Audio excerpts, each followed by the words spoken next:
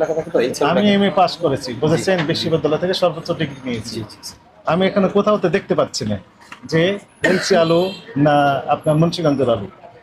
আপনার লেখা আছে যে কি লিখেছেন এটা 248 248 মানে ইন্ডিয়ান আলু। 248 লট মানে 248 বস্তা নামছিল। 248 বস্তা বস্তার নাম নেমেছে। ছিল, হ্যাঁ জি। এটি হচ্ছে মুন্সিগঞ্জেরটাও তো নামতে পারে। হ্যাঁ জি, নামতে পারে। তাহলে আমি বুঝবো কিভাবে মুন্সিগঞ্জের না ইন্ডিয়ান? 248 দিয়ে আমি কিভাবে how I identify whether these potatoes come from Munshiganj or India? কিভাবে আমি আইডেন্টিফাই করবো? এখানে লিখে দিতে সমস্যা কোথায়?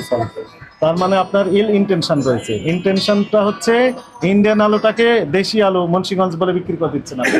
এই কমপ্লেনটাই রয়েছে আপনাদের নামে। না, কার কাছে বিক্রি করেছেন? দেশি আলুটা তো বিক্রি করি না। কার কাছে বিক্রি করছে? এই যে মোহাম্মদ আলী। তা কোথায়, কোন বাজারে বসেন উনি? নগদ বিক্রি করতে তাদের কোনো বাজার লেখা হয় না। নগদ বিক্রি যেটা করেন। বাকি